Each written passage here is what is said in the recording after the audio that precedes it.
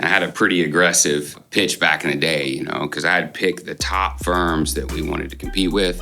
And I said, you know, this is who we are. You think of them, you think of us. We're here to compete with them. And I often felt like there was a commercial back in the day. The guy was standing in front. He had this whole army of people behind him. And he's like, you know, this is our network. This is our whatever. And it was part of the commercial. And then they'd show the competition. And this guy's saying, but this is our network. And he's like, looks at his guy behind him and he bumps him by accident. They fall over like dominoes. They're all just cardboard. You know? I got you. And I felt like that was us. I'm like, we're here to do all this work. We're great. We've got what it takes. And it was Ken and I, literally.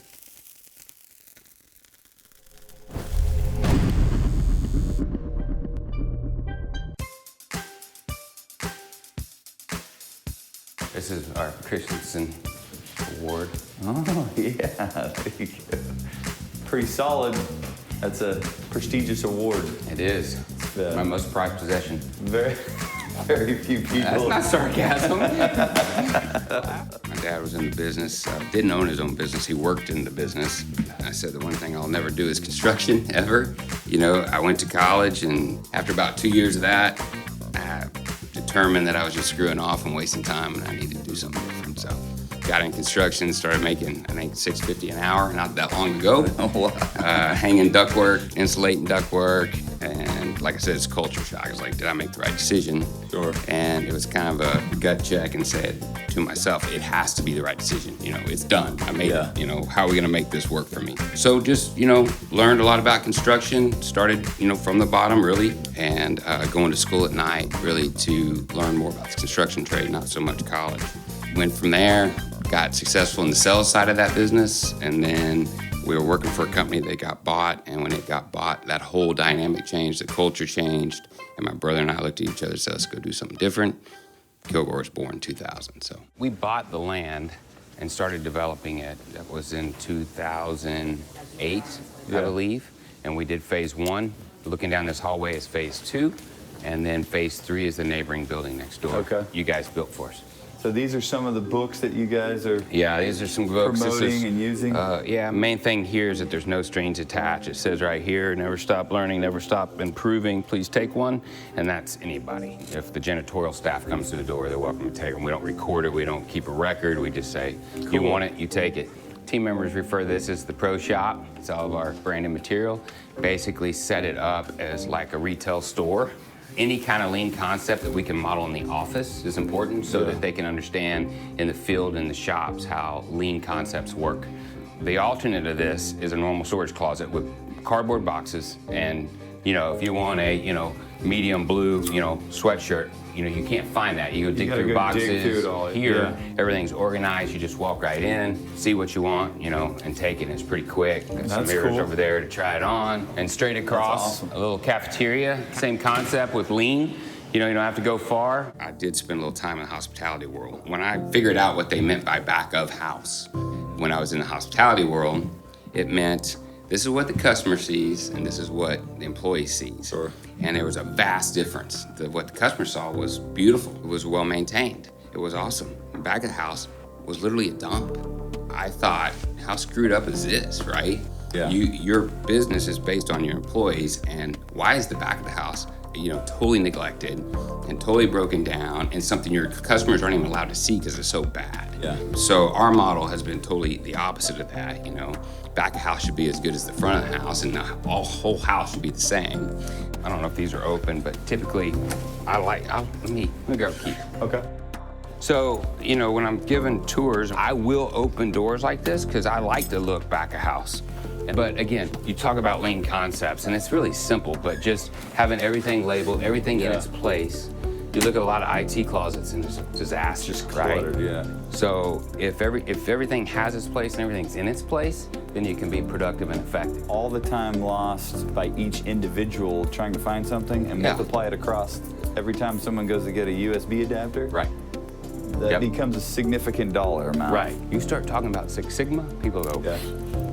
Well, one of the things that you mentioned earlier was just the use of technology. I'm just seeing that you've got digital displays on your conference rooms. Yeah, and you can book it. You can find a room here, which will tell you what's available. If this is not available, it says available now. Someone's parked in there working.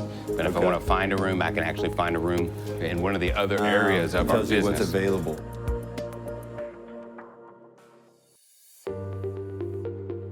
So this is our pipe fab shop. Basically what we do in here is everything that we weld, right? It's the welding shop. Again, with lean, following lean practice, we don't want a massive shop with a ton of people. We want a small shop with a few productive people cranking out a lot of work. Yeah. We don't want to store raw goods. We don't want to store finished goods. We're in the storage business. Yeah. What we want to do is get what we need when we need it. Get what you need and crank get it out and send it out. And so that's the whole focus of this shop. You've got welding stations behind the screens. You've got positioners that make this welding a whole lot more effective. So a lot of our competition doesn't do any of this. They do all this in the field. Yeah. When you're doing it in the field, you know, the team members are subject to, you know, tough working conditions, the environment, job site congestion, housekeeping issues, weather, and then what we call it is position welds. So they may be on a ladder upside down, maybe in a ditch upside down, trying to get a weld.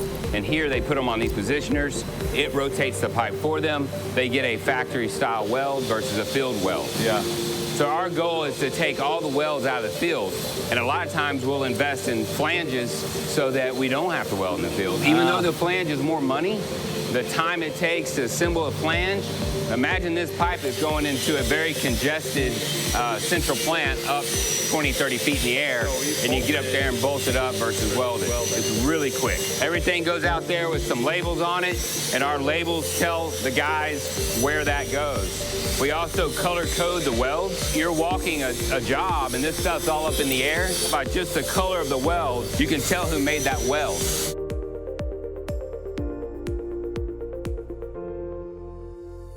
When you started the shop, did you start with just welding and add equipment as you saw uses for it, or? From the very beginning, we mapped it out to the point where over in the sheet metal shop, we actually took PVC pipe and built, you know, little frames that mimic the equipment we're going to be setting. Okay. And counted steps. How long does it take to get from here to there? Is that a smooth flow? Are we backtracking or is it one pass? Yeah. So over here cool. in this shop is mainly copper, plastic, screw pipe, anything that's not welded, we do here. Again, lean concepts. Everything's on wheels. Everything's built into it. So traditionally, on a job site, you would get pipe delivered to a job site. It would be in a yard, you know, maybe 50, 100 yards from the job. You know, I call it the ant trail, where you see all these guys going from the yard to the job, to the yard to the job all day. We want to get closer to an assembly line where the guys are on site working where they're supposed to be doing the work. This gets wheeled to them, install this pipe, and then when this is empty, there another one comes up. And this is getting wheeled down. Back there, that this would take, you know, 6 guys to carry all this stuff. You got 1 or 2 guys can move this there, and then all their products right there. And this is all fabricated in our shop. All this has been assembled here, and racked here, and then it just goes out on these racks. Yeah, so this is shipping and receiving. It's another spot that we're pretty proud of, because typically an organization our size would have a huge shipping and receiving area. We have one bay because we're not in the shipping and receiving business. So anytime we're shipping and receiving, it's waste. The only product that's worth value to you is when I'm putting an AC system in a building, or plumbing or electrical. So shipping and receiving is waste. So how do you prevent it? Proper planning. You know, you get stuff shipped from the factory to the job site when you need it. You don't send it here and double, triple handle it. But you don't get the bill for these materials until they're out on the job site. Right. A ton of material doesn't do you any good either. Right.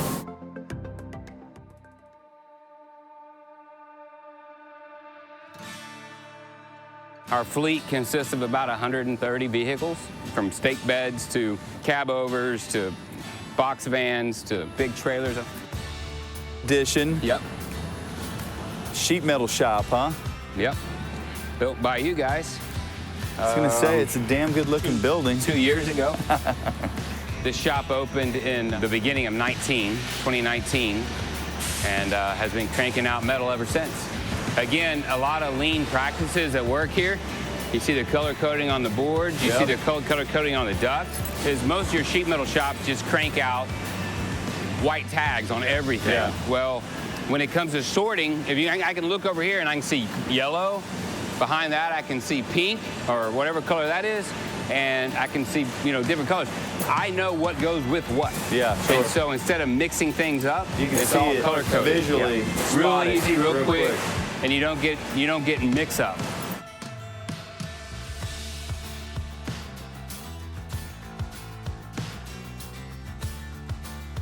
You would sub a lot of this out, Yes. right? And now you've brought that in-house to vertically integrate. Right.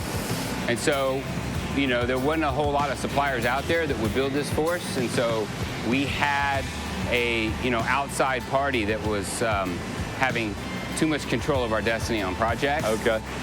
To be competitive on bid day. Yeah. And also to deliver what we promised. Yeah. So our fate was in their hands too often. And on a couple occasions, it didn't work to our advantage. And so I said, when we get the wherewithal, we're going to build our own shop and produce our own product. And that's what we've done. You see a lot of empty offices because of COVID.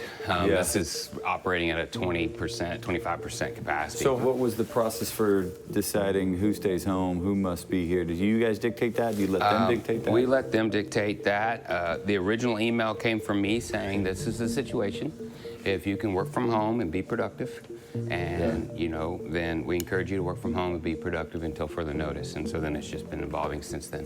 When it really hit, I was on vacation with the kids. I was snow skiing. I was skiing Thursday, Friday, Saturday, Sunday. I was back Monday. We had a meeting Monday morning. We pretty much took an immediate reaction. We did some downsizing that probably needed to be done. In the organization, we talk about pruning. It needs to be done. Yeah. So we did that. Since then, we have had a town hall every Thursday morning via conference call. I spell it out so everybody understands really the severity of the situation. For us, we lost about $26 million in contracts, right off the bat. And then if you don't look deep, you go, well, you lost 26 and you sold 30. It's you're back to even. Wash, yeah. And I'm like, we lost 26 that we would already build out in revenues and profits, and we sold 30 when we should have sold 70. Part of it I've seen as we're going to see this transition from the traditional workplace to remote workers. And we're going to see that over the next, 2 decades. Well, this is just put it in hyperdrive, right? It's happened overnight, pretty much, which is a problem. It creates a lot of challenges.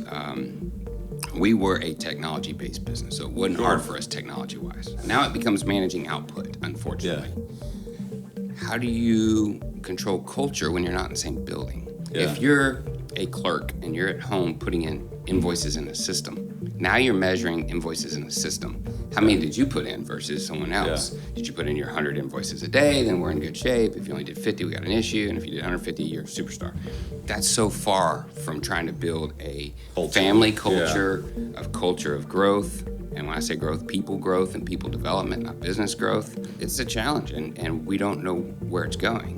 When the COVID hit, the Houston market just dried up, really. Sure. But Austin hasn't even slowed down at all. So, having that diversity, if we didn't have that right now, I would not have any sales in the last 3 months. But yet we've got tens of millions of dollars worth of sales in that market. Obviously with COVID and people officing at home and all these things happening, it's driving the tech world, and the tech world is Austin, and it's booming.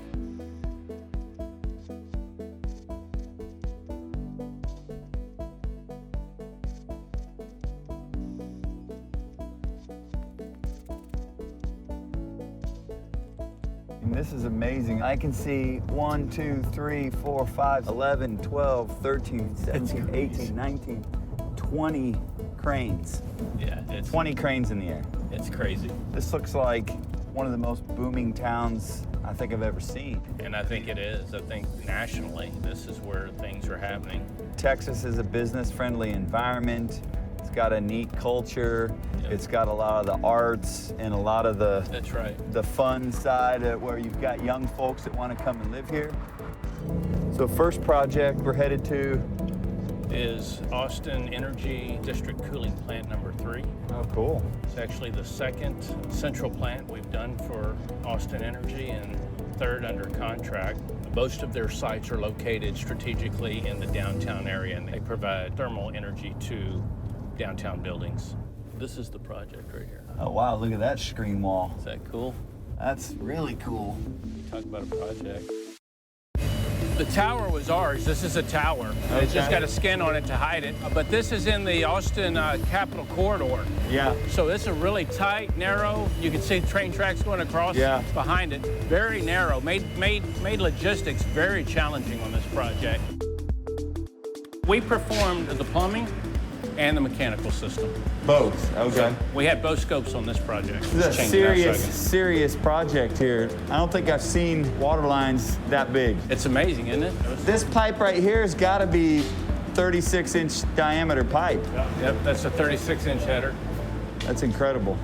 And you fabbed all this in your shop? All this is shop fab. So yeah, you can see how tight this whole world is. You've only got this much space to fit all this massive pipe and avoid conflicts with the structure. So we talk a lot about technology and BIM, building information modeling. This entire project was modeled. That's Basically correct. virtually built the project before it ever showed up.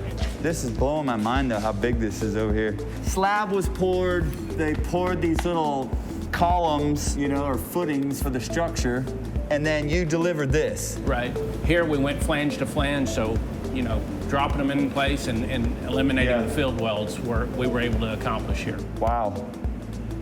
And those are some massive flanges. Dude, they're huge. Look at the size of that these thing. 60 bolts? Yeah, 60 bolts or somewhere so. in there. These are all numbered on the end, so as you're torquing them, you got to torque them in sequence, right? Yep. That's crazy, man. And so circulates. tell us, what does the cooling tower do? It's rejecting heat off those chillers. Okay. And we'll see those chillers in just a minute. So it's just recirculating condenser water, cooling those compressors on those chillers. Okay. So all it's doing, you're getting about a 10-degree drop in temperature.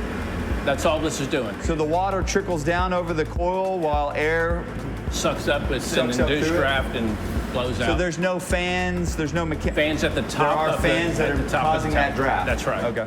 So is this whole project, is it all just this cooling tower? The central plant, I mean, this new central plant project? That's all it is to provide cooling to other buildings in this area. Yeah. Wow. And there's those fans you were asking about. Oh, man.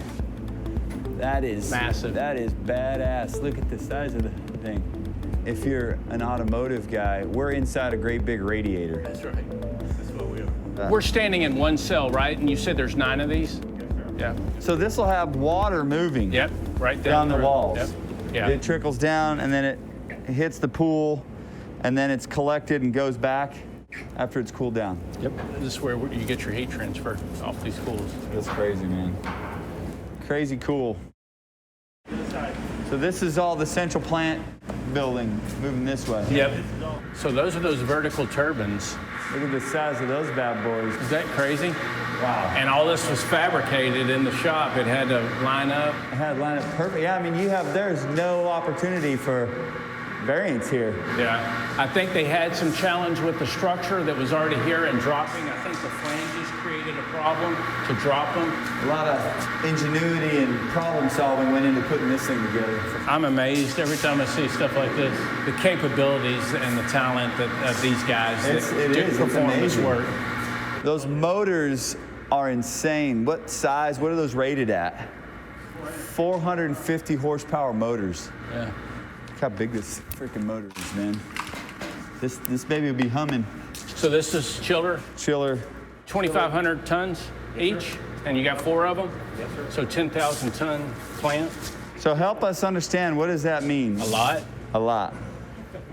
10,000 tons, a typical house maybe have 5 tons of air conditioning. Yeah. This is capable of, 200 times that. So there's an insane amount of pressure inside these things. Oh. I mean, you can look at how many bolts, look how thick the wall is of this thing. It's a huge pressure vessel, basically. This is really super cool. Now, there's the blue. Is that insulated on the outside? It's a PVC jacket over the insulation over the pipe. Yeah. Okay. Because if that wasn't insulated, it would the humid sweat. air would hit it, it'd sweat, it'd be raining in here all the time. That's right. So this is the main chill water risers that's going to feed downtown. Distribution. Right? Yep, this distribution piping coming up. And we tied onto them out there and then brought them in and pulled them up. And then they pretty much built the building around us. So these are great big valves right here. Control valves, yep. Control valves so they can monitor flow and everything. Dude, I don't think I've ever seen a hex key that big. I think it's got to be an inch in diameter. It's huge. That's not on your Husky Allen key set from Home Depot either. So this is a pump skid. This is doing the primary pumping for the chill water. It's sitting on a platform with springs. This is for vibration. It does. So we talked a little bit about the duct.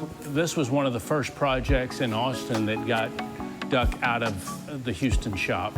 We're not building oval yet in Houston, but all the round and all the square. So this is typically fabricated in round and then it's stretched to the ratio you want. Really? Yeah, that's how they do it. It's a big controls package for this thing. This is a big job. Yeah. Big job.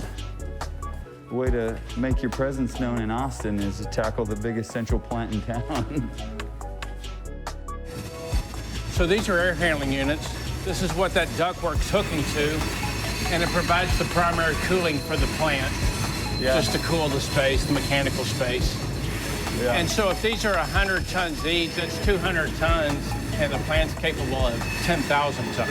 Wow. Yeah, that kind of gives it perspective. Sure. This is 200 tons, 10,000 capacity, so 50 buildings with this cooling capacity. Yeah, and this probably has a large cooling capacity just as all the electronic heat that's generated by that stuff. Yeah. Where's your next project? Can you see it? That's 600 Guadalupe? Yep, that's it right Super there. cool, man. So that'll be the tallest building in Austin when it's done? Yes, sir. And this plant is actually going to feed chill water to that building. No way, are you serious? That's pretty cool. Yeah. Thanks, bud. Appreciate it. Thank you for the tour and all the Thank y'all for all coming. the information. Yeah, man, that was great. From a standpoint of just maybe hitting your schedule, holding your margin, it's been a very successful project from that standpoint. Not without its challenges, but it's a testament to those guys and the hard work they put in to plan it and pull off the plan.